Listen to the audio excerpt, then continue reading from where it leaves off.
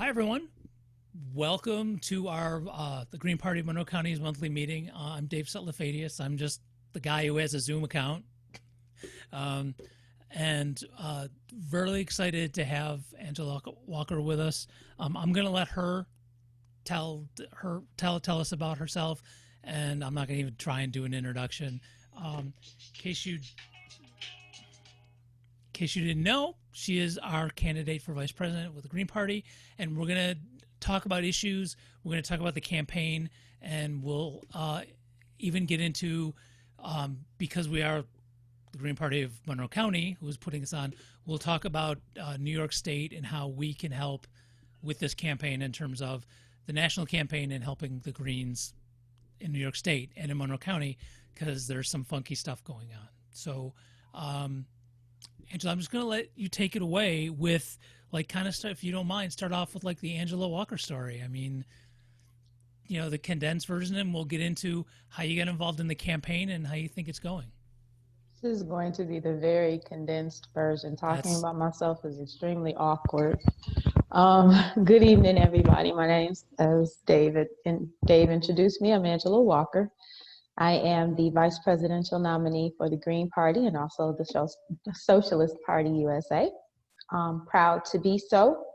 I am originally from Milwaukee, Wisconsin. Don't know how I feel about that right now, but that's where I'm from. And I have grandchildren, and all of them are up there, and I drive a dump truck still, so as far as like being on the campaign trail or whatever, I work road construction, and spring and summer is when we run. So I am a working class candidate. So like I said, it's my honor to be here with y'all tonight. So from your background, how did you get involved? How did you become Howie's running mate? I've heard this story, but I don't know if the other folks on the call have. Well, originally, at one time, I was the legislative director for the Amalgamated Transit Union, Local 998, where I'm from. And I figured if you have a platform like that, you have an opportunity to amplify the voices and the needs of people in your community. So it wasn't just transit workers that we focused on. We stood in solidarity with all workers. Anybody that knows about the Wisconsin uprising in 2011 knows that most unions lost their bargaining or had their bargaining rights stripped from them. Transit, fire, and police did not. And so I felt that it was our responsibility to stand in solidarity with unions that had their bargain rights taken from them, and also to advocate, because y'all remember around the same time Occupy was happening. And so, to uplift what was coming from the streets, it's like, yo, this union needs to be part of this. And so we got a lot of credibility because we were part of Occupy. I'm very proud of that. And that led to me being recruited by my late friend, bless you always, Rick Cassell, was a lifelong socialist that was like, yo, you should run against David Clark, because he runs as a Democrat, but he's absolutely not a Democrat. And anybody who's not real familiar with who David Clark is, he's the cowboy hat wearing, everybody hating pundit on Fox. He hates Black people, but technically he is Black. It's interesting. So I ran against him in 2016 as an independent socialist, and we got 20% of the vote in that race. Our race did. And so that got the attention of Socialist Party of the USA, and my my recently transitioned very dear friend, Mimi Soltysik. I was his running mate in 2016. And that got Howie and I have been on platforms together, been in panels together. The talk of a red-green alliance is something that happened in 2014. This is not something that just popped up out of the ether this year. We were talking about this for years. And there's a synergy between advocating and really fighting for the rights of this planet to not be exploited by capitalism and her resources and her non-human life, and also linking that to the fight for social justice for human beings. And so we felt that there was a synergy there. And this year, when Howie needed, to figure out who his running mate with, according to Howie, I ain't putting words in his mouth, he was like, I was his first choice. So yeah, and so I mean, this is he and I have known each other for years, and despite me absolutely swearing off electoral politics, here I am. So I totally understand. I am currently sworn off of electoral politics, and my wife does not believe me at all. This is my swan song, and I really want everybody to know that. This is it. Anybody that asks me about 2024, I'm going to be rude. Okay. All right, guys. So you hear it in the chat, and when we ask questions later, don't do it. So just overall, how do you think the campaign's going? I know there's been some awesome things and a few downs, particularly in the last week or so. I did have someone email me a question about Wisconsin, which is where you used to live. So I was going to bring that up specifically, but if we can put it in the context of overall, how do you think the campaign's going so far? I think it is about how you define winning. You think about the fact that we are a small independent party compared to the two-party monolith that we're up against. We don't have their media access. We don't have their money. We don't have their, beholdenness to corporate donors. I mean, there's that. When you think about what we have been able to accomplish, being a small, people-funded, independent left party, I am damn impressed. I am impressed. I am impressed with our people, and not just the folks who worked this campaign and who have supported this campaign, but people in the party themselves. And, speaking of Wisconsin and also like today, Pennsylvania, the fact that we were told, there are people that have told us to back down, and people that have told us that we have no right to run. And to watch our folks dig their heels in and push back against that is just beautiful. And so I feel like we're kicking tail. I think with 2020 being as unprecedented in so many ways as it is, this could go all kinds of ways. So I think that, as far as our goal of building the party, the Democrats could not have done more to help us than they've done by pushing us off the ballot. So the specific question about Wisconsin was asked, and I'm actually curious about it too, because you used to live there and you have a particular inside scoop there. So I was wondering if you wouldn't mind talking about that situation specifically. And then I do want to start talking about issues, because I know there's a few folks on here who might not be as familiar with you or the Green Party and what we've been trying to do. But I wanted a specific question that was sent to me about Wisconsin. What was it? Well, I mean, it just explaining what happened, how we ended up off the ballot there. And I just thought for you, having you on it would be perfect because you know some of the players involved. And also, I was the center of it. Right. I was I literally moved 4 miles, 1, 2, 3, 4, from my old place to the place that I currently live in. And Wisconsin, the party in Wisconsin had already started circulating petitions that had my old address on them. They started before I moved. No problem. And so when we realized, okay, these petitions have my old address, this is my new address, which is on my declaration of candidacy that I submitted to Wisconsin, we were like, okay, what do y'all need us to do? We were given 3 different sets of instructions. Called the Secretary of State. They told us one thing. Other people told us another thing. We did everything we were asked to do. In no way, shape, or form was there any chicanery involved on our part. I mean, had they needed to know, yes, this was my former address up until June 1st. After June 1st, this is where I am. When you ask for my current address on this form, that is what I submitted. It was submitted with our petitions. We had more petitions, even had they, if Wisconsin had chose, or the election commission had chosen to just knock off the petitions with my old address, we still would have had more than we needed. That's not what they chose to do. They chose to take this and make an issue out of it and accuse us of not getting our paperwork in on time, which was garbage, because my declaration of candidacy with my current address on it was submitted when the petitions were submitted on time. And to go further, they're like, well, why did it take y'all 2 weeks to find counsel? We don't have any money like that. We don't have anybody on retainer where we can go, okay, we got a legal problem, hop to it. We literally had to find people to represent us. And everybody that we asked did not say yes. So that in itself was a process. And ultimately,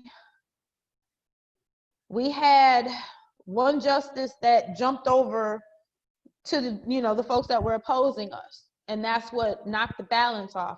But the dissent written by the other 3 justices that stood with us was absolutely scathing of the Wisconsin Elections Commission.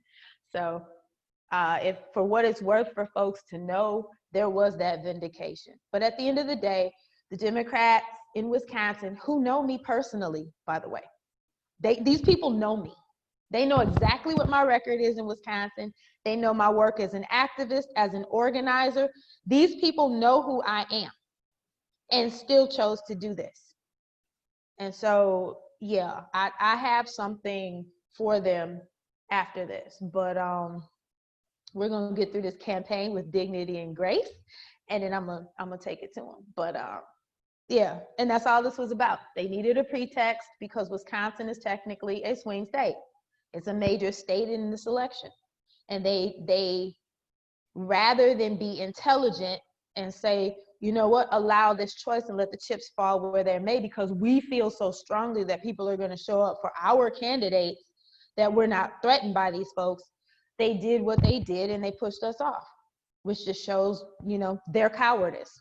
And they've been called out on it, and they'll keep being called out on it. Okay, great. I do have more questions to go to as well, but Jason has one as well, so I'll unmute him and let him ask.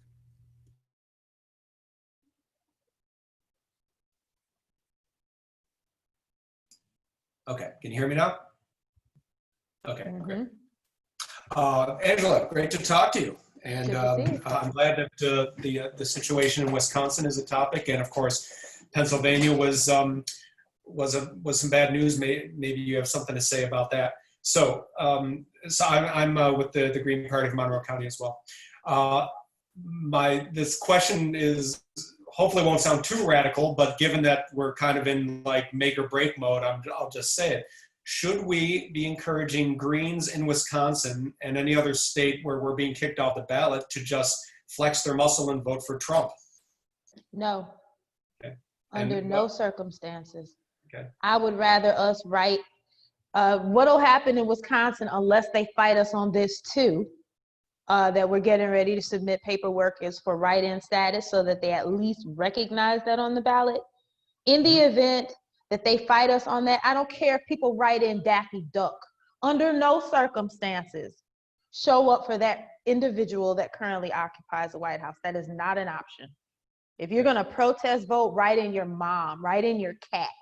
Don't write him in, please. Sure. Could I follow up just briefly? Yes.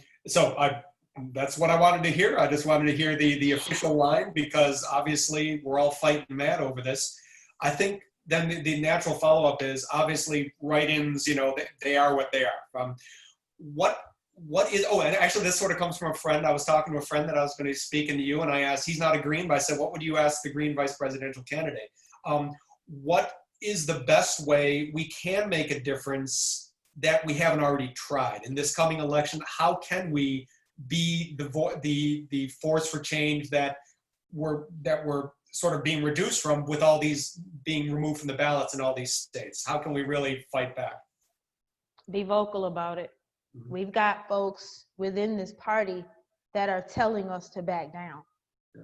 And I know that outside of the party, our people are getting beat up by folks who are vote shaming them. And my thing is, and I hate to use this because of the way that it's been used in like recent years, but stand your ground. You know why you support what you support. Tell people that. You know, stand on that. We as a party have absolutely nothing to be ashamed of. We as a campaign have nothing to be ashamed of. We have a right to exist. And I think that it's very important that people understand these are not accidental things that are happening. It's very targeted. It's very targeted. It's very intentional. And so, you know, we're dealing with public opinion that is not used to third parties taking a center stage. And they're also not used to people asserting themselves in the way that we have against the duopoly. And they don't know what to think. You know, there's a lot of justifiable fear of that individual who is currently occupying the White House retaining that position. I understand that. But I also need people to know that for a whole lot of communities in this country, the things that he embodies and the damage he's done is not new to us. We've been getting it for decades. This is where we are. So he's, you know, for us, he's not a symptom. He's not the disease, he's a symptom. But as far as our people, you know, where we can get write-in status, and I think we're going to pursue that in Pennsylvania as well. Write us in. Show up. Talk about why you're voting green. Talk about why it's important that third parties and fourth parties and fifth parties have a voice. Ranked choice voting, proportional representation, why we should be pushing the envelope. Because right now we're fighting people who believe we don't even have the right to exist. Thank you. So I was gonna go into like issues, and we are. Don't worry, but this is a segue into that because one of the things, if you could speak to one of the, we Greens get told all the time, why do you just run for president? Why don't you run for lower? And there's people in this Zoom call who have run for office. In fact, Chris is running for County Ledge in a special election just this year. We have people that run locally, but what folks don't realize is in many states, now including New York, if you don't get a certain number of votes for president, your party doesn't exist anymore. So can you speak a little bit of it? Because at the beginning of the campaign, that was the focus of the Hawkins-Walker campaign, was for ballot status for as many states as possible. And it still is. I mean, I also don't want people to think that that's the only reason we're running or that it's a symbolic run. I mean, ballot lines, absolutely. But we have a possibility of winning. We're going to take it because right now this country needs us. We are the only party that is talking about what we are talking about in the way that we're talking about it. We're the only party that has a plan around this stuff. And so I just think people need to know that. But also, it is important to keep those ballot lines open. And we get hit with that a lot. You only run for president. It's like you're not paying attention. Because if you were looking, you would know we're constantly lifting up down ballot candidates. And also, not only keeping lines open for our down ballot candidates, but also clearing the path for other independent left parties to come to. That, you know, everybody has a shot. And so, you know, we're taking a lot of the heat, but ultimately it will benefit our down ballot candidates and the independent left in general. Okay, watch how I do this. Watch how smooth this is. So you mentioned about that if we can win this thing, how can we win this thing? Because I have a plan too. I think we can too. But how can we win this thing? That was very smooth. Yeah, that's all you go. I think we keep pushing. I think we bring our issues. And I think one of the things that we've been very successful with, because we don't have, now we're getting CNN and NBC because they're interested in this debacle that the Democrats have created, but they were ignoring us before. And so we don't have the big media access that the duopoly does. What we do have is people. We have, access to people's podcasts. We have like independent media. And that's where we've been. Also overseas, we've gotten more play as far as interest in our campaign being discussed in Latin America, in India, and in Europe than we have in the United States up until now. And so I think that we stand on our values and that we are vocal about our values, because people are coming for our necks right now. And it's because they're afraid. It's because they've been conditioned that it's either one party or the other party. There's nothing else. And they need to understand that, this thing's not a monolith. You can't force people to accept candidates that don't represent them. The Democrats knew this. We told them years ago, if you really want to win and stop chastising people for not showing up, give them a reason to. And they choose not to. I have no idea why, not concerned why.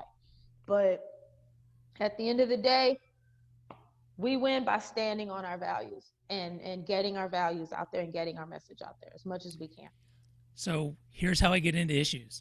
So there are, I know at least some of them, there are issues, that stances we've taken on issues that the other three the Democrat, Republican, and Libertarian candidates are the exact opposite of us, that we stand alone.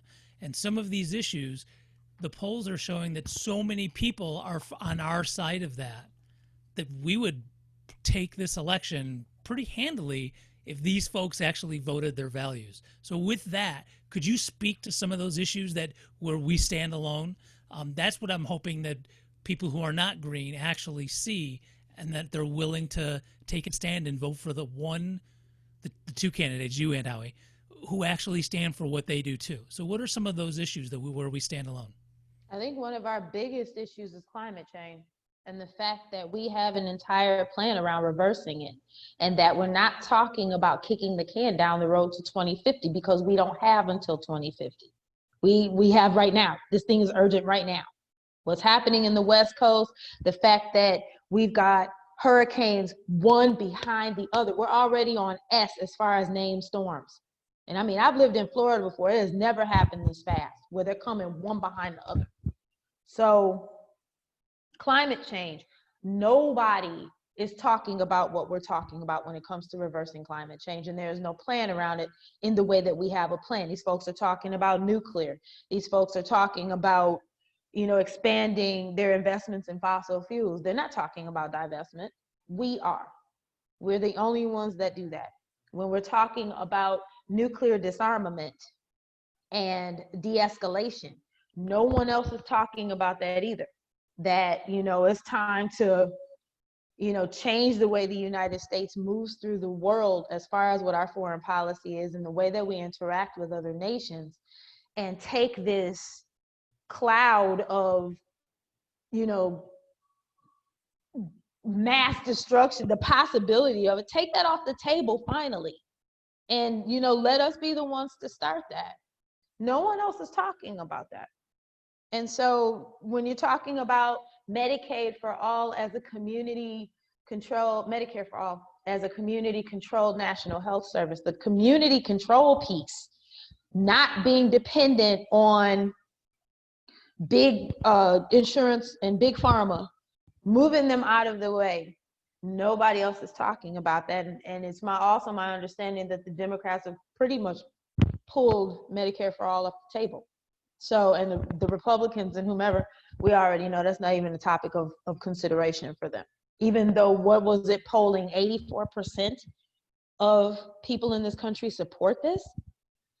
So, I mean, there's so many policies where we are the only party that is not only advocating these things, but they are part of our platform. We're not just discussing closing the camps. It's part of our detention camps around the country. It's part of our platform. I looked this up, and there are 45 million people in this country who have student debt. I believe that's another issue that the Hawkins Walker campaign has that nobody else has taken a stand on that. I was wondering if you could speak to that for a minute too. And I always get tangled up with student debt because I'm not looking at it, but being one of those 45 million people, that definitely has something to do with me. So I assume you're voting for you then. I absolutely am voting for me. Okay. He had, and I don't have it in front of me, Howie does have a plan around reducing student debt and then making sure that college, that education in this country is free, public education in this country is free from pre-K through college. So people are not incurring that debt. And I think, because it's incremental, I think that what he was saying, and like I said, I don't have it written down in front of me, is after a certain amount of years, it's a manageable part of your income, and after a certain amount of years, it's completely forgiven. So, but don't quote me on that. Okay. Well, it's online for sure. I mean, I think there's like 4 or 5 different domains that take you to the same website. The one I have memorized is howiehawkins.us. I think there's a few other ones as well. In fact, I'll even put the link in the chat so folks can go check it out if they haven't already. What other than are there things that we haven't talked about, issues that got you involved in electoral politics that I assume you're working on now as well? I think that for a lot of folks, there's a linkage or a natural progression that if you've been an activist and you've held certain positions, like with my position as legislative director with the transit union, I was their lobbyist. And so I dealt with politicians. If you wanted, how that works. If you wanted an endorsement from our local, you had to come through me.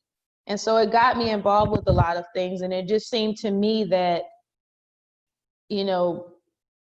people who know what the issues most important to people are should be the ones advocating for those issues.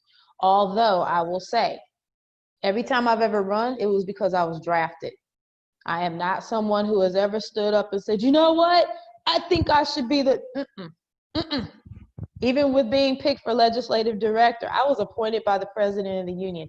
I was shocked when he asked me, but you kind of can't, it's like, how do you tell him no? But I'm not someone that woke up one day and was like, I should run for office. No, I wouldn't wish this on anybody. I'm an introvert. I like my privacy. This is not private. So, yeah. But I think that if you are offered a platform and you have the ability to make sure that the people who are not in the room are in the room, you're amplifying their voices, I think you have a duty to do it. So when Howie asked me, even though I had said I'm never doing this again, and I'm telling y'all right now, after that, I don't care who asked me, I'm not doing it again. But this go round, being that it was him, especially right now, I kind of didn't have a choice with that. I know you've been, obviously super busy, not just being a candidate for vice president, but like just about everybody here, you work for a living. So I don't know exactly how much detail you've been able to pick up on what's been going on in Rochester. But with Black Lives Matters protests and the absolute brutality of our police department, even more than they have been on how they used to be. Now they've just heightened it up to like unbelievable amounts. I wanted to give a chance because a lot of folks here are from Monroe County, just about all. But and I know there's been stuff going on in Buffalo too, because I know like Sandy's from the area as well. I was wondering if you could speak to either from a campaign standpoint or just your own perspective in terms of what do we need to do can we get this under control in terms of police brutality and the judicial system? Does it have to all go away, or can we change it? You don't reform a system like this one. You have to tear it down, you have to rebuild it, because the racism and the misogyny that's part of the culture of policing in this country. And it's not just local police units, it's also border patrol, it's ICE, obviously. These folks hold these beliefs, and it is the culture of the organizations that they, are working for that sustain that, where they can go out and do the things that we see them doing. And so our stance is defund the police. And when we say defund the police, we mean reducing. If you take a look at a lot of police budgets, Milwaukee County being definitely one of them, the city of Milwaukee rather, their police budget in many municipalities is huge. It takes the lion's share of the municipal budget. Reduce that. Keep a police force. 5% of what police are called to is actually violent crime that you should have a police force at. Police do not need to be called for interventions where someone is acting out because of substance use, where they're not a threat, or where someone is having a mental health crisis, which they are not trained to deal with. And so when we're talking about defunding the police, you keep a force that is able to respond to that 5% of violent crime. And also combing through those folks to make sure that these are not violent racists that are, coming from different places into inner cities across the country because they want to hurt people, because that's what we're seeing. And they're bringing those biases with them. And so defunding the police to the point of where you have a force that is able to respond to that 5% of violent crime, that they are people who should be doing that work, and reallocate funds to, infrastructure. We're talking about making sure that people have access to counselors for substance use, access to, mental health counselors for people who are in mental health crises. I know in Madison, Wisconsin, a young man named Tony Robinson was murdered in his hallway by the police when that was all that was happening with him. He was in crisis and they shot him to death. This kid, he was maybe 21? So, just reallocating that. And also we advocate for community control of policing so that the folks who are doing this work are accountable to the people of the community, and that we are appointing those boards that oversee them so that the police are not policing themselves. All right. Aaron put a question, and Aaron, do you want me to unmute you, or do you want to?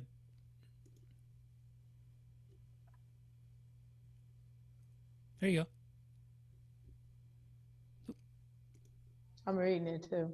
Okay, yeah, it's in there too, but I didn't know if you. Oh no, I would like to hear from Aaron if that's possible. I'm trying. Can you hear me now? Yes. All right. Yeah. So pretty much as written there, I see Black folks, and I'll speak for people that I know, especially around Rochester, but I think generally there's not a lot of awareness of the Green Party, not a lot of sense of viability around the prospects of the Green Party getting elected. And I just wonder if that is recognized, and thinking about obviously this current election cycle, but also the longer game plan down the line. what the game plan is to address that, to get on the board, to be viable, to come for folks to pay attention to your positions on matters which, if they take time to listen, make a lot of sense. I just think that we're just so conditioned. You spoke a lot about the duopoly, and it just bothers me to no end that so many of the Black folks that I'm aware of really just have kind of blinders on, and even if you were to bring up the matters that you spoke about earlier, prior to the last segment where you were just talking about very current events, but talking about matters of nuclear disarmament and our environmental catastrophe, I think that many of us, our eyes would kind of glaze over at that because it isn't hitting the meaty and well-worn sorts of themes that the Dems especially hammer on and that we respond to. I'm just wondering like what the thought is to make inroads along those lines for this election cycle and longer term. When we're talking, and I look particularly in your question about environmental issues, so many of us live in places in Louisiana, in Georgia, that are basically Superfund sites. We know exactly how to make the connection between the abuses of the environment and how they impact us, and the fact that everybody that lives in this community has cancer. I just lost both of my parents last year to cancer. So, I mean, environmental racism is a very real thing that we are very, very, very well aware of. I think, but you're also right in the fact that when our people are listing out their issues, that's not the one at the top of the list. What I get asked for more than anything else is about marijuana, is about mass incarceration, is about policing, community control of the police, and it's also about reparations. Okay. And where do we stand with reparations? And the fact that, yes, the campaign supports HR 40, which is the bill to study, the impact of the enslavement and Jim Crow on living Black Americans, but also what measures are we looking at to put in people's hands and change their material conditions? So community control of police being one of those things, decriminalizing and legalizing marijuana being another one of those things, and releasing people who are being held on marijuana charges, and also giving them the opportunity to have preference with the legal grow industry towards making economic reparations. We also have an economic bill of rights that offers a federal job guarantee to everybody, and also what was I about to say? We have a basic income for all, universal income for all above poverty. And so leveling out the playing field and making sure, because I mean, one of the things that our people have faced is the loss of Black land being stolen from Black farmers, the loss of, the Black wealth gap, which increased under former President Obama. And so what we need is a way to bring us up economically that levels the playing field. So we're not coming from way behind here trying to do this, but also not feeding money back into a capitalist system. And that our platform calls for a socialist economy. And so we're talking about community control of all these things. And thank you. I'll be super brief too. So I described myself in some of my descriptions a moment ago. I identify as politically independent, and it's mostly just because I feel just totally frustrated at and very disenfranchised by the system as is. And hearing you run down the positions on the important matters that you just did is like a breath of fresh air to what I hear in the debates, and I'm wondering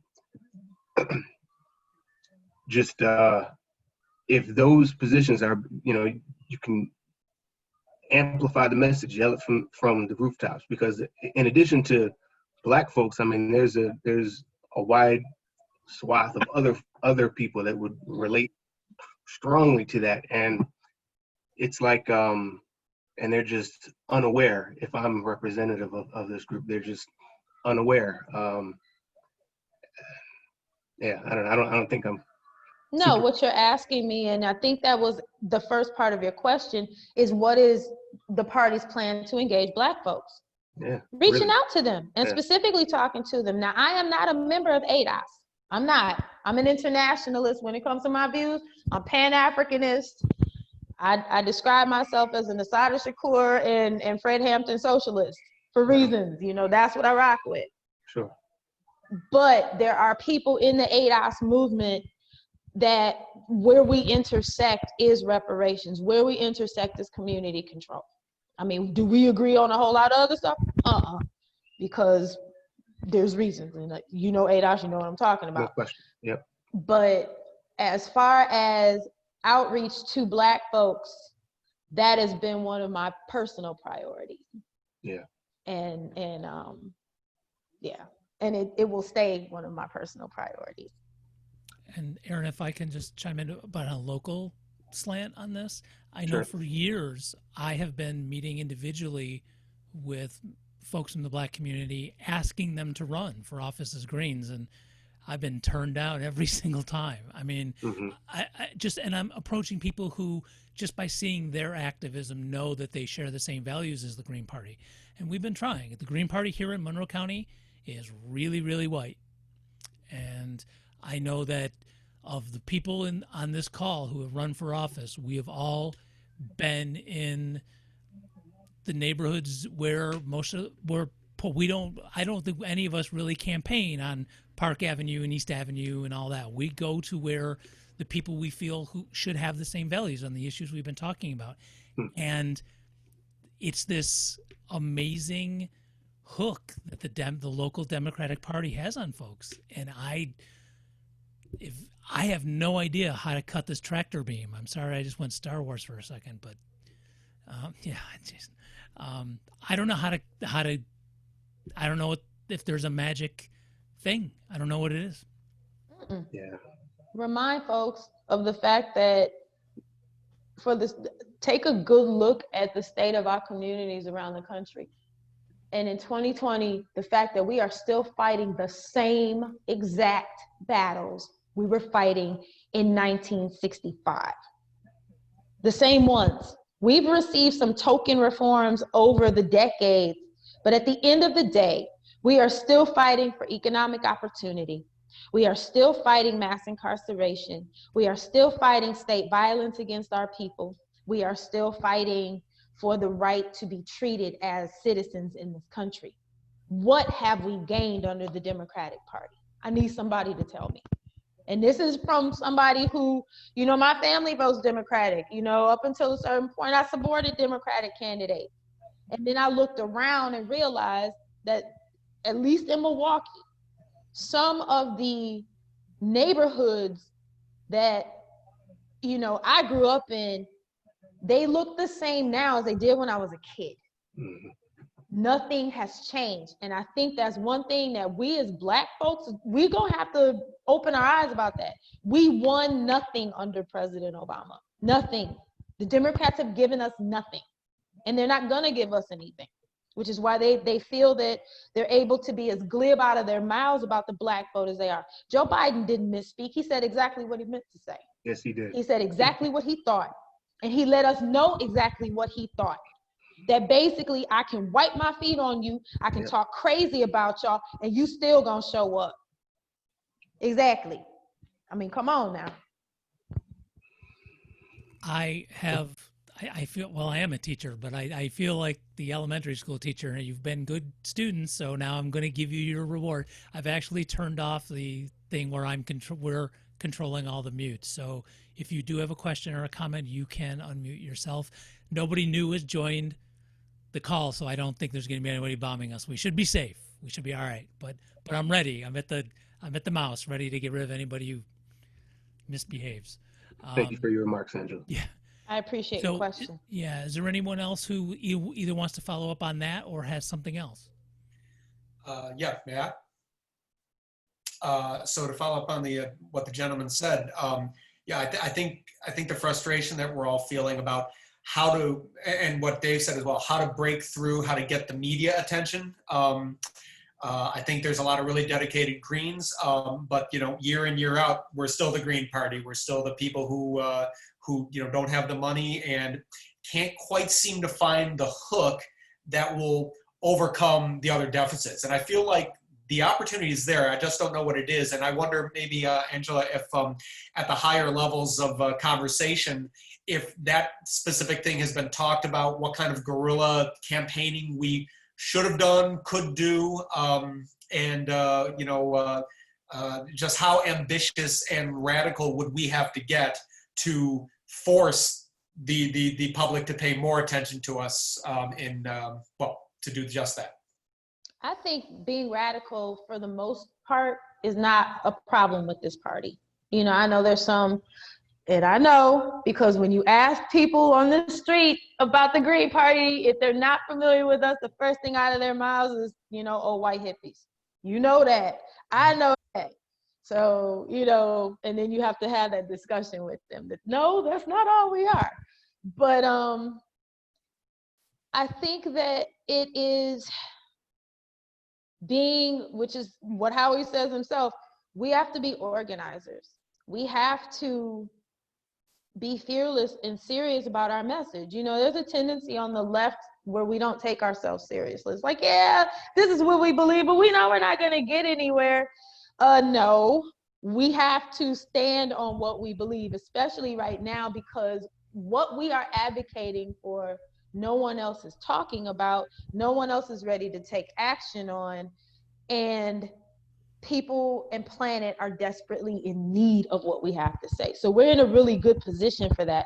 And I think just building, which is something Howie and I both agree on, building authentic relationships with people in your communities. The folks who are moving around Black Lives Matter, the folks who are moving for Indigenous rights, the folks who are fighting for immigrant rights, for, trans rights, and, all of us along the, LGBTQIA rainbow and all the different struggles that we're involved in. Building those relationships, showing up with your Green Party stuff on, with your little Green Party shirt, but also, I'm here to be another pair of hands, another pair of eyes, a heart. I have some resources. Build relationships with people. And so that not just to, when we need them to show up, like, okay, I know these people, I can show up and support them because they were there for us, but also it's because it's what we need to be doing anyway. And so I think that, among a lot of folks in the party, there are communities we are not used to working with. And I'm saying that as delicately as I can. There's communities we're not used to getting into. And I think that we are going to have to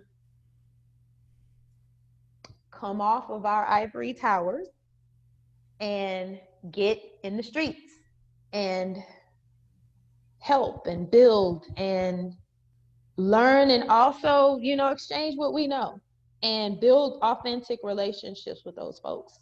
And so that, we have those relationships to draw on where, people may not know us, and these folks who have credibility in their circles can say, yeah, they're legit. I know them. These are the people I work with. These are my people. You see what I'm saying? Yep. Sandy has a question. Hey, Sandy. You're on mute. There we go. You spoke with a young lady on a past meeting. You probably don't remember her. Her name was Dorethia. Yes, I do. Oh, okay. She is gonna run for office next year on the Green Party line, if we still have it in New York.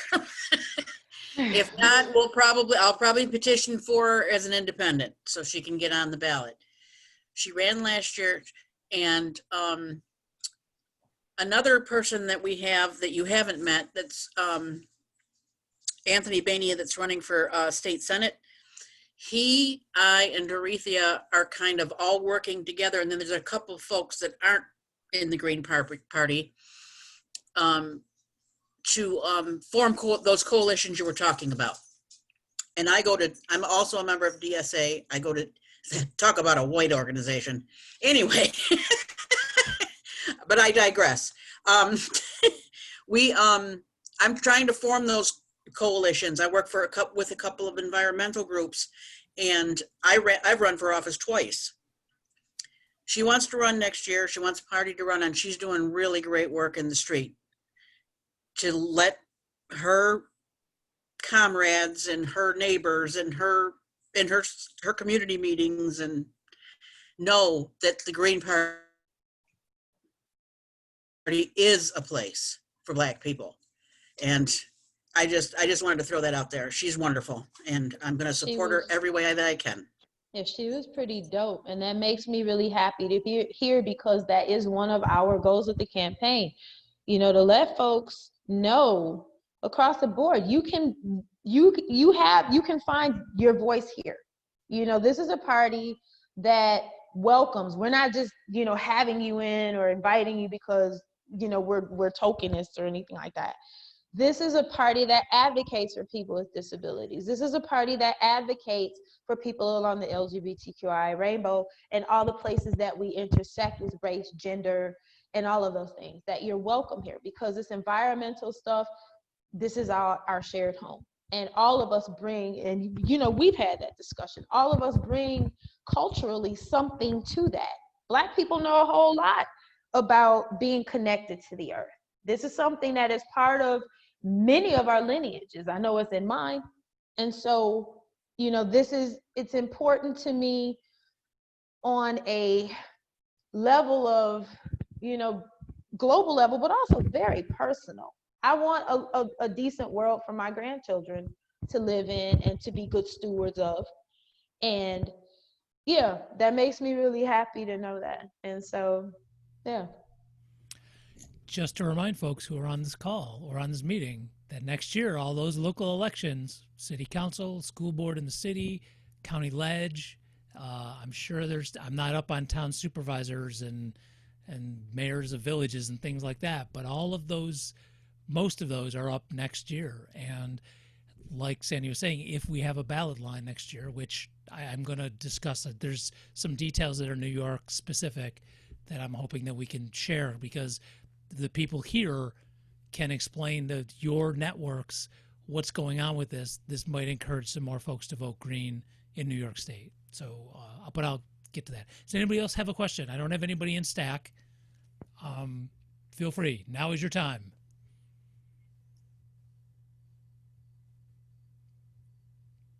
I got a quick question. There we go. You can hear me, right? Good. Yep. Okay, Angela, it's a pleasure to, I watch every live stream, so this is like kind of like a celebrity, talking to a celebrity here. Checking in from Syracuse. I'm on the east side, a little far from Howie on the south side, but couldn't, you know, pass up the opportunity. Got a quick question for you, a little bit off of the campaign trail talks.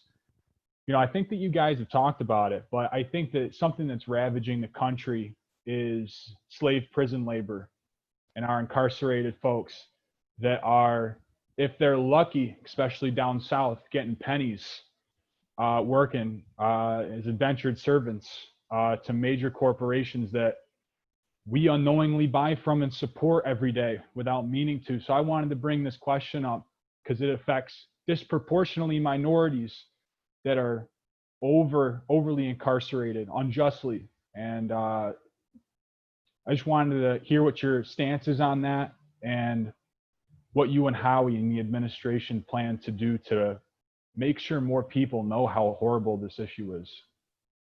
Well, first off, thank you, because that question is dope, and it's dope to have you on. I didn't, you know, I usually catch everybody in the live stream because I'm looking at the chat. So, you know, it's always like a family reunion. Thank you for being there. First thing is to abolish private prisons. Now, eventually, I stand for prison abolition. You know, Howie and I have discussions on what that looks like.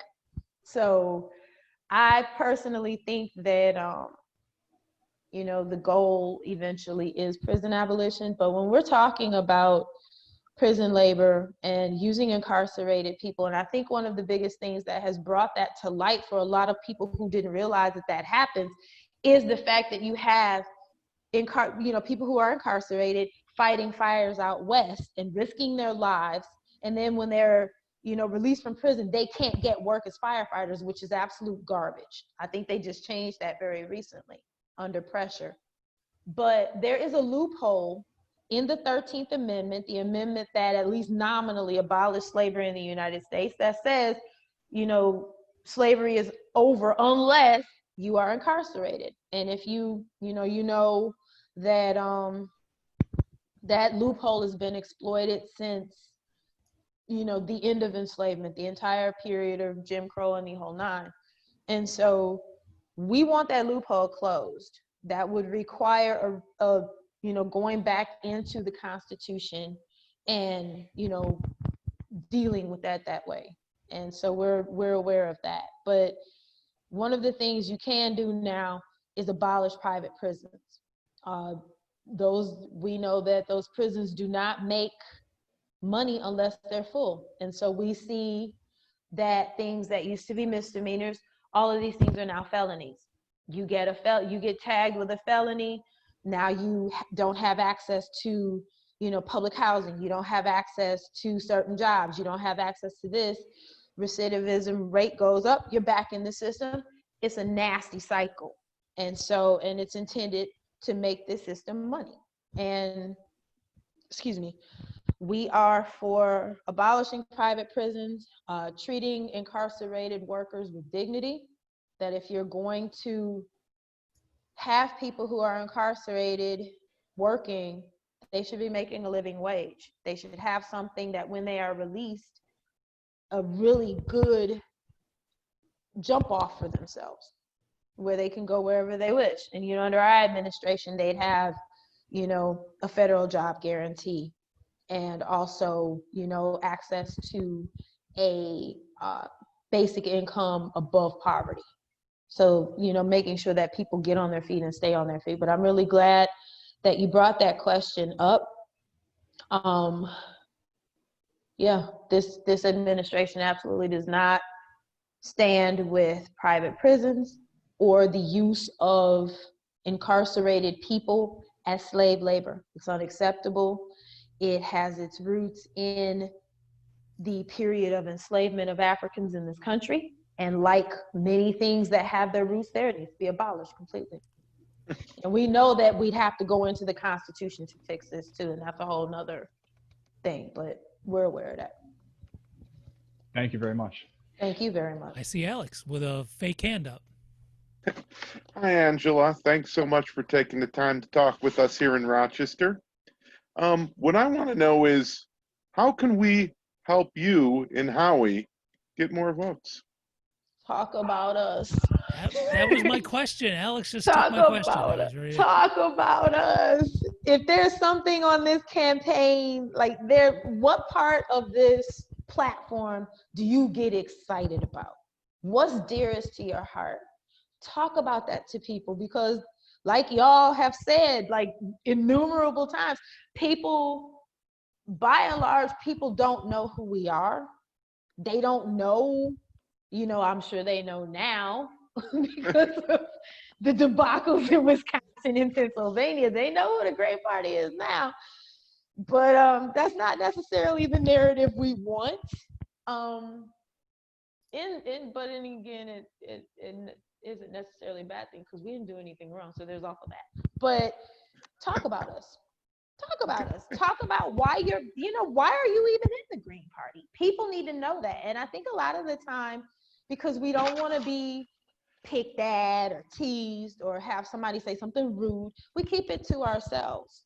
And I think one of the things that's coming out of this foolishness with us being attacked by the Democrats around the country is showing we're going to dig our heels in.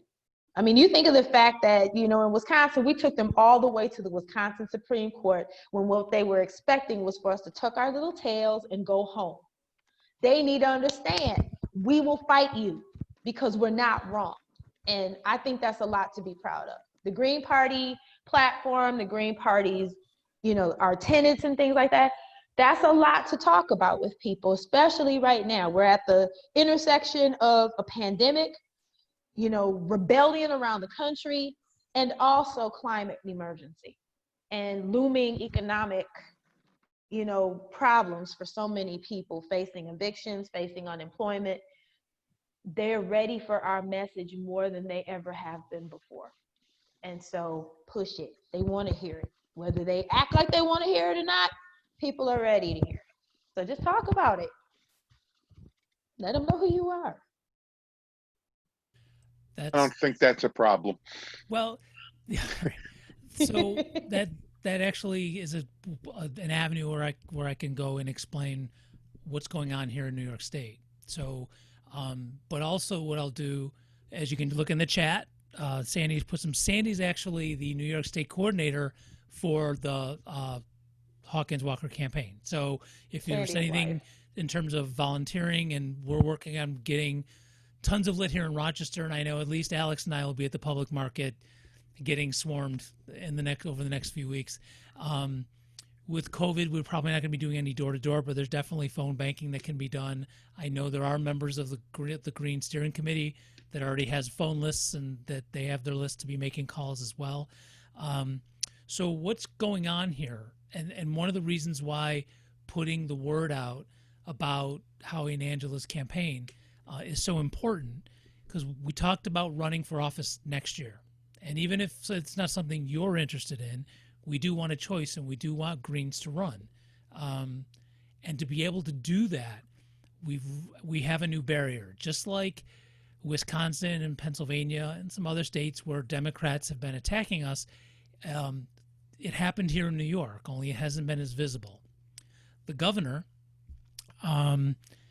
decided to make it more difficult to have ballot status in New York State. First, he tried to do it on his own, and that got overturned in the courts. So then he did what everybody else does who's in office. He puts it in the budget, so it gets buried. This has nothing to do with money, but lawmakers put a ton of stuff in the budget, and that has nothing to do with financial stuff. So basically what happens it used to be a party in New York State, you needed to run someone for governor, and you needed 50,000 votes. And then that party has ballot status for 4 years. So down ballot people can run much easier than having to run as an independent. You don't need as many petition signatures, and you're guaranteed a ballot line. Well, what he did was he kept the governor part, but he added on now president. So instead of every 4 years, your party gets checked every 2 years. And he increased the number from 50,000 votes to, I believe, to 2%. Someone help me if I get the number wrong. But it basically means based on, Alex is saying 3, but it looks like based on that, we would need Howie and Angela to get about 130,000 votes. Okay. While I'm fairly confident everyone in this meeting would agree with me when I say the Electoral College sucks, it does help us in New York because we pretty much know Biden's taking New York. So the argument we can make to our friends in Monroe County or around the state is, look, Biden's getting the electoral votes. Your vote actually can count for something if you vote green. And I'm going to share with you, not in the interest of self-promotion, because I'm not making money off of this, a blog post that I have up from my campaign site. It's still up, so I got to use it for something, about exactly this. The things, a vote in New York, well, and nationally as well, for Howie and Angela, how that actually benefits, whether we win or not, whether those 45 million people with student debt vote for us, and the 84% of people who want Medicare for all the people that agree with our stuff, even if they don't vote for us, the individual votes actually make a difference in New York State and all around the country in different states, because if the Greens get 5% of the vote, we get federal matching funds. So that would help candidates down the road, not just this year. So a green vote this year, especially in New York State, it's not going to, even though most of us here don't believe in this concept of spoilers, it's not going to spoil anybody's vote. I know my vote's not a Democratic vote that I choose to go and be a traitor. My vote's for whoever the heck I want. And who I vote for is who I vote for, not taking away from somebody. So that's specific to New York State. So as you're sharing stuff like Angela's talking about in terms of the issues that our platform holds that you really agree with, you can also, because I'm just going to be honest, for folks who haven't done it, if you put something on your social media or at the dinner table or with family and say, hey, I'm thinking of voting for this Hawkins and Angela Walker, and oh, that's a vote for Trump. You're going to get that because people are getting that, and that's your comeback. It's actually not, because, and the link that I put in the chat will give you some talking points on where you can go. So I just wanted to help folks with that, because it sucks when someone comes back at you with a totally illogical. I still get Ralph Nader comments from 2000. I mean, I still get that, and They're pelting us with it too. yeah, absolutely. So I just wanted to put that out there to connect that. And one other thing you can do, well, there's always, and I'll be the other person, contributions, because the money you give, I guarantee you it's not going for Angela and Howie's flights across the country. It's going for, right, I know. It's absolute, it's straight direct outreach to voters. This is no frills. You can actually go to the website. I'm wearing my Green Party shirt, but my H2O shirt is in the mail, literally. I'm not getting it till Saturday. And limited time only, for the first 4 people, I have 4 extra bumper stickers that I got today. Today. Where did you find those? I ordered them online. It was like I haven't looked. Oh my God. 10, I didn't can't even know remember. they It was 10 or existed. 15 for 5. I can't remember how much it was. I'm about to buy them out. So I got, my car has 1, and I got 4 left over, and I will get it to you if you want it. Just tell me in the chat, okay? And I will get you one of my 4. The only condition, you got to promise it's going to be where people can see it, not for your own political sticker collection, okay? Then you're on your own, buy your own. I know people that collect buttons or pins or whatever, but these bumper stickers need to be seen by folks. And I'm going to potentially put her on the spot and ask Sandy, have we heard about lawn signs in New York? You can say no if we haven't. Oh, I'm fighting a battle on Okay. getting us lit and lawn signs. It's ongoing. You will know as soon as I know when I'm going to get them. I promise you, Dave. Is there anything we can do to help that? I've been screaming and yelling over the last 2 days, so I'm hoping that that's going to work. I got some lit. If you tell me where to send it. Howie's got some lit. We need big shipments. I'm trying to get the campaign to do big orders so I can distribute it. Like, I'm going to distribute from Syracuse West. Caleb's going to pick up in the Capital District. And I've got somebody in New York that'll pick up in New York. And we have 3 printers we can use, all union or co-op printers. The campaign has that information, and they have my list of what people have asked for. So I'll push it. Yeah. Thank you, Angela. Thank you. One thing you can do if you have time, if you have the energy, if you have the will, when I've had a few minutes in front of my computer and I'm on Facebook of all places, I will go to the campaign Facebook page and I will invite people to like it.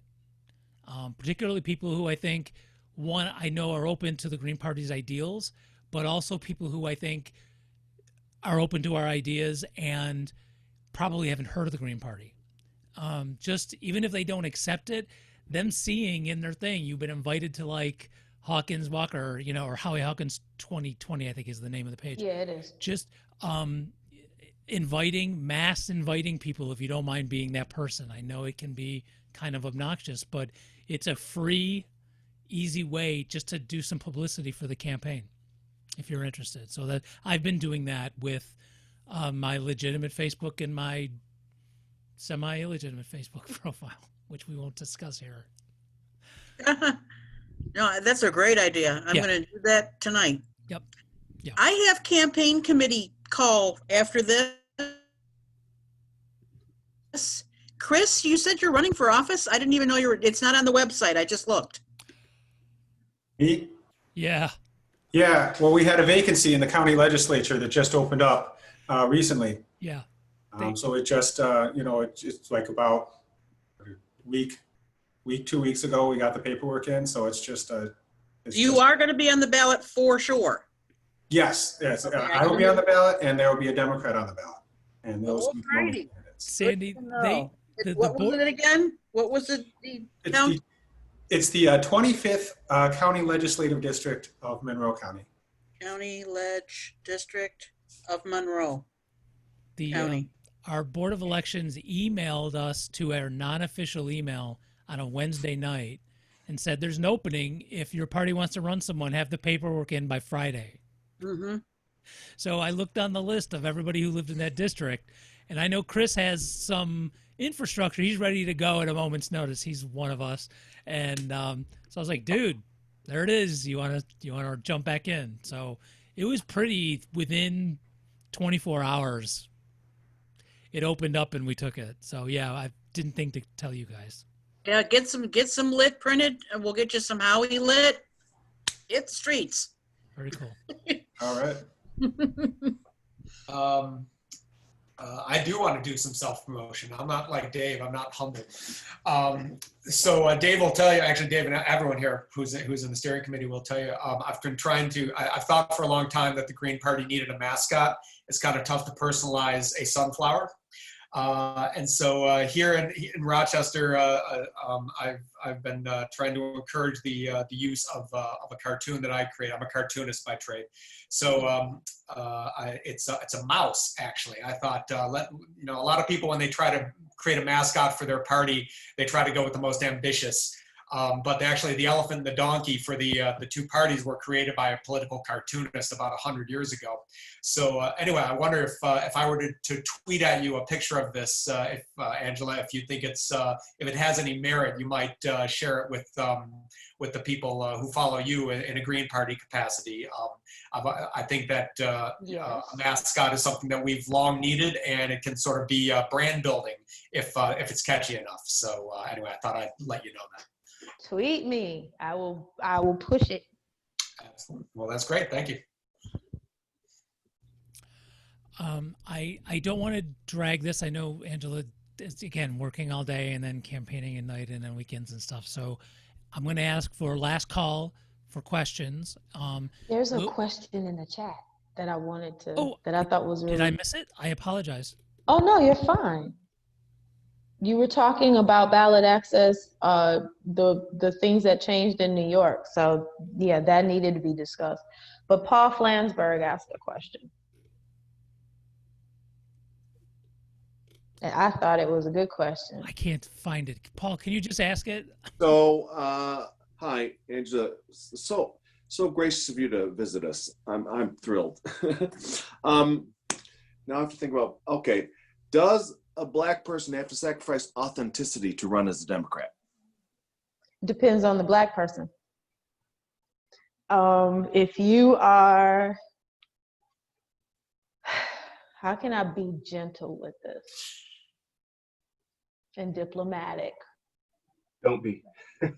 No, you know what I'm about to say, but I have to, because a lot of people I know who have run for office under the Democrat banner really honestly do believe that they can change things from within.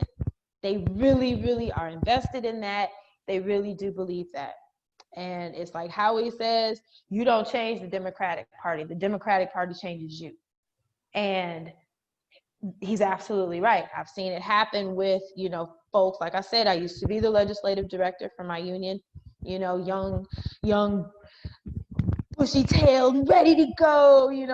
I've helped the community. I've got a name in the community. And once they get sucked in, that's a wrap. So I would say, what is your authenticity? And how much are you willing to sell out?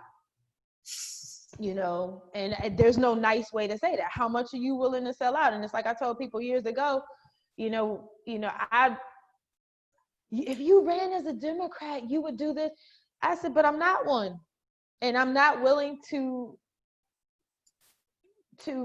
compromise everything that I actually believe in order to do this. That's poverty pimping. And I'm not going to do that. So, you know, when you're talking about your authenticity, I mean, it just depends on the person. I mean, what are you really in this for? And if you are, you know, I can speak for this because I'm Black. I mean, to a degree, I'm only one Black person, but, you know, we're not a monolith. But at the same time, if you believe, you have a certain core belief, the Democratic Party is not interested in those core beliefs. If you are truly about Black liberation, the Democratic Party is not about Black liberation. If you are about equality for all people, if you are about, you know, ending American individualism and moving through the world as a world citizen in concert with other countries and working in cooperation, the Democratic Party is not about that.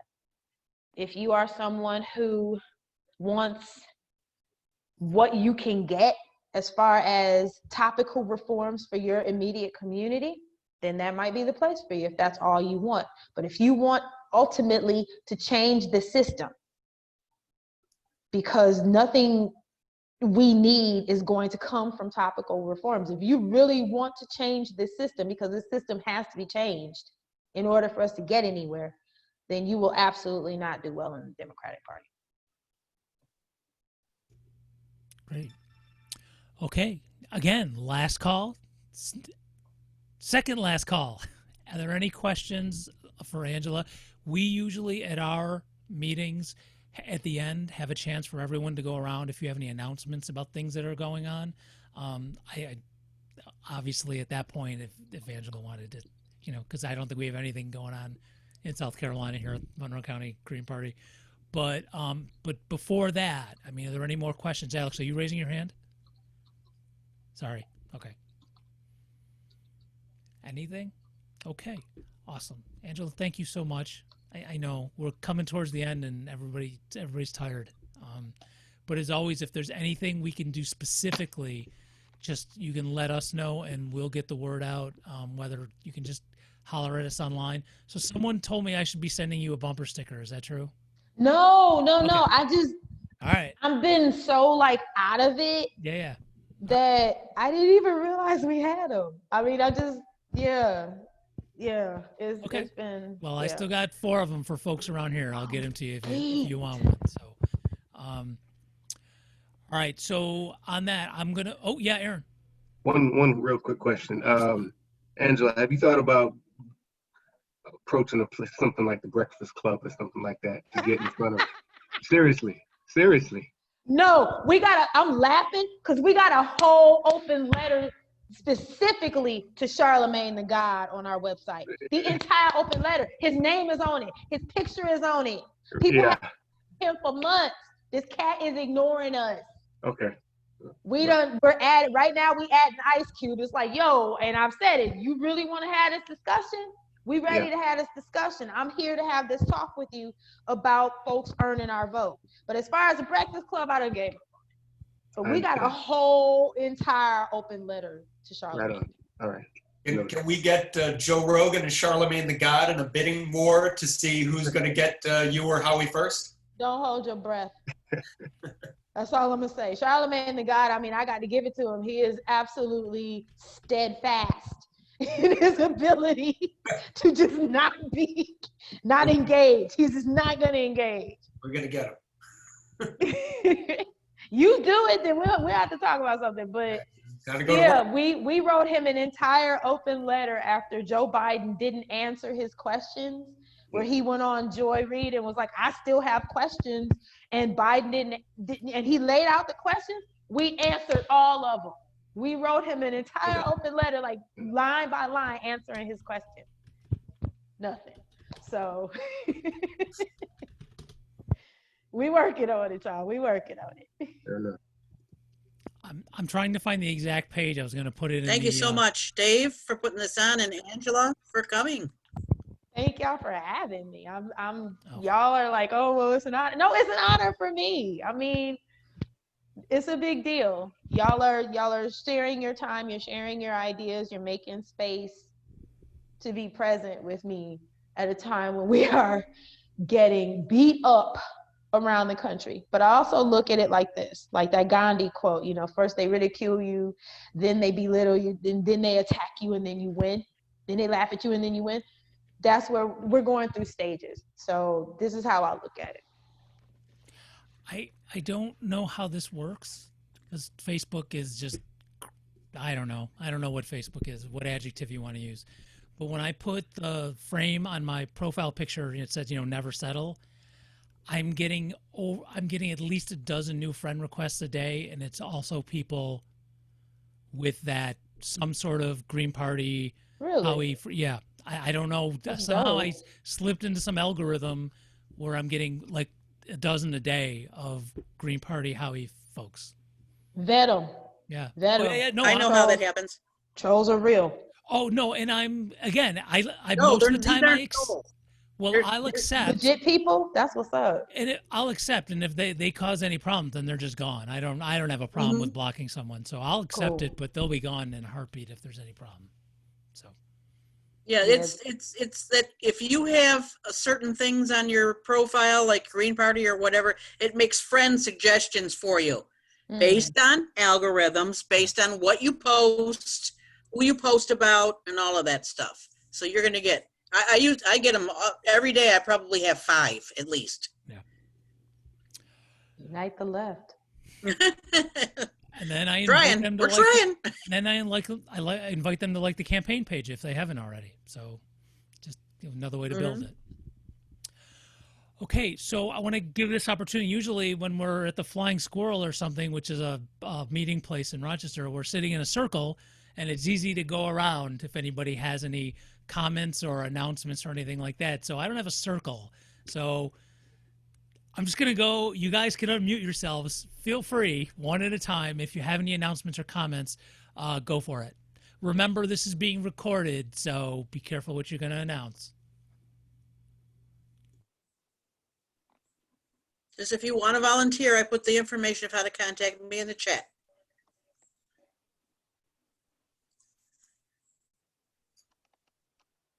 Chris, any campaign stuff? Website? Thank you for coming, Angela. We really appreciate it. We've been looking forward to it for weeks and months, and thank you very much. Welcome to Monroe County. Thank y'all very much. It's a pretty big deal for me too. Chris, any campaign stuff? Well, I'm running for office, but we already got to that point. Right. Nothing, League of Women Voters is sent me a candidate questionnaire. So I'll be working on that tonight. So we'll have, at least some publicity out there. Hoping to get on maybe, Evan Dawson's show, the noon, that runs at noon on WXXI. He likes to interview candidates for office. Just thinking about ways to get the message out there, since door-to-door isn't going to be that big this year. Right. Well, when we get lit, the Howie Angela lit, if you have something, we can give that out too. Although public market, it's we have to make sure they live in the district. But I'll put you on my show if you want, Chris. Yeah. Yeah, we'll do a radio show with you. We do it Mondays, so next week after, in October, whenever you want it.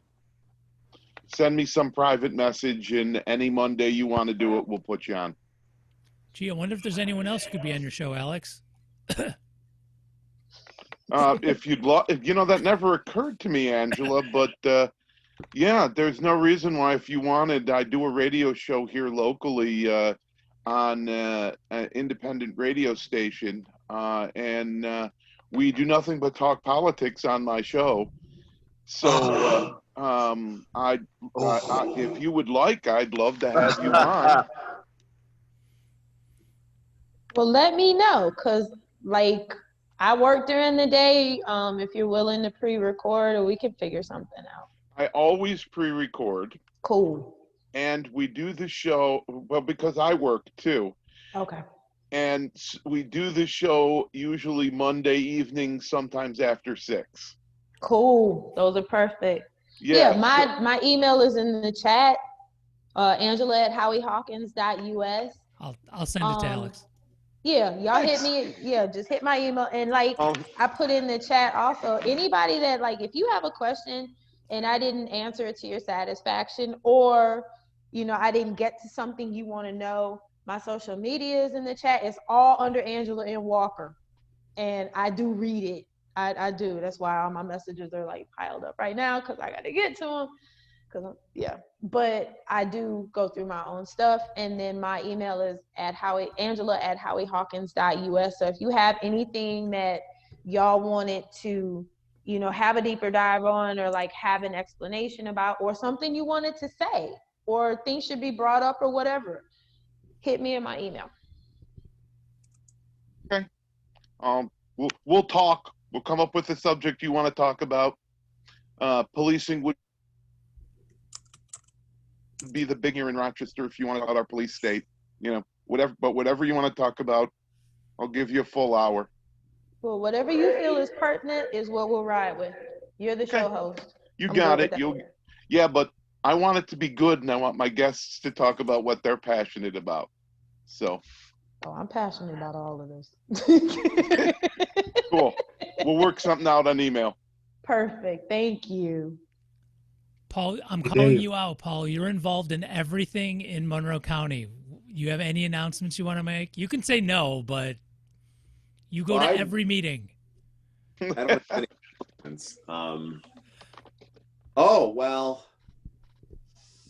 the PABA, I think I can tell this, the PABA did select a pool of candidates for the review of city council to fill the vacancy that what's his name left. Mike Well, yeah. So it's up to city council now to choose one of our people, I guess. And for those not in Rochester, that's our police accountability board. Okay. Just an alliance of different groups, including the Green Party, really pushed this, and it got to referendum and was voted for with 75% of the vote last year to have this board start. And now it's just the nuts and bolts of actually getting it going. We've already had to replace 2 people already. It hasn't even gotten going yet, but It's the process. Yeah. hey Dave, thank you for the invite tonight. You know, this session has motivated me to re-engage in things political that I just, in a way, I just haven't. And Angela, I'm really keen to see you on some platforms frequented by young folks, by Black folks, and I'm gonna do what I can to help make that happen. So appreciate this tonight. I appreciate that. Thanks, Aaron. Okay, anybody else? All right, then we're going to call it a night. And again, thanks to everybody coming. I'm always available. I see just about everybody here at some meeting or other in the street somewhere. So if there's anything that, like Angela said, that pops up later, you can always get a hold of me as well at our next meeting together, or when we bump into each other, or just shout at me on social media. Can the party officers please stick around for a minute? We do have something that kind of needs to be discussed. Sure. You want me to? I'm on the executive committee. This was a local thing about our just about our Twitter account. I don't think Bonnie has audio. I don't know if she can be in the chat, but okay. But let's hang and let's see. Thank you for letting me join. All right. Thank Thanks, you, Paul. See you soon. Good night, y'all. Thank Good you night, for having me.